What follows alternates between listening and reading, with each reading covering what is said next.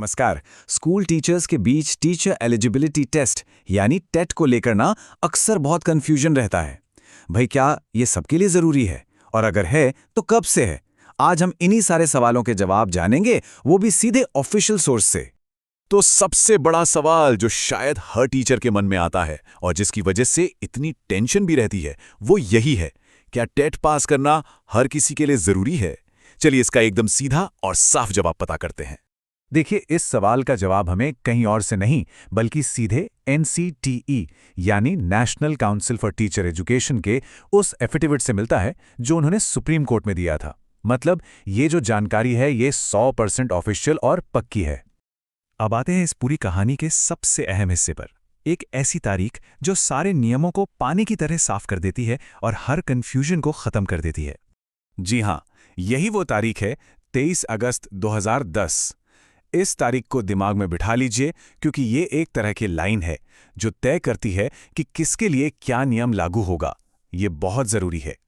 ठीक है, तो चलिए अब इस नियम को और आसानी से समझते हैं। इसे हम दो अलग अलग सिचुएशन में बांट कर देखेंगे और इन दोनों का आधार वही एक खास तारीख है जिसके बारे में हमने अभी बात की। देखिए, नियम एकदम सिंपल है।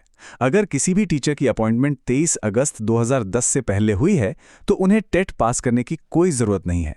लेकिन अगर अपॉइंटमेंट इस तारीख को या इसके बाद हुई है तो फिर सीटेट या स्टेट टेट पास करना ही पड़ेगा। ये अनिवार्य है। सारा खेल सिर्फ अपॉइंटमेंट डेट का है। अच्छा, तो ये तो हो गई अपॉइंटमेंट की बात, लेकिन कहानी यहीं खत्म नहीं होती। टेट का एक और ज़रूरी एंगल है जो करियर में आगे बढ़ने यानी कि प्रमोशन से जुड़ा हुआ है। यहाँ एक बहुत इंटरेस्टिंग बात यह है कि ये रूल समय के साथ बदला है। 2010 में इसे सिर्फ नई अपॉइंटमेंट्स के लिए ज़रूरी किया गया था, लेकिन फिर 2014 में इसमें एक और बड़ी शर्त जोड़ दी गई जो प्रमोशन से जुड़ी थी। तो प्रमोशन का नियम ये कहता है कि 2014 के बाद से क्लास 1 से 8 तक के सभी टीचर्स को प्रमोशन के लिए टेट पास करना जरूरी है। और हाँ, ये उन पर भी लागू होता है जिनकी नौकरी 2010 से पहले लगी थी। मतलब बिना टीटी पास किए प्रमोशन नहीं हो सकता। तो फिर इस सारी बातचीत का निचोड़ क्या निकला? आइए अब तक की सारी बातों का जो सबसे सीधा और सरल मतलब है उस पर एक नजर डालते हैं। तो बस ये एक लाइन सब कुछ साफ कर देती है। 2010 से पहले अपॉइंटमेंट है तो टेट से छूट है, और 2010 के बाद है तो टेट देना ही पड़ेगा। अपॉइंटमेंट की तारीख ही सब कुछ तय करती है।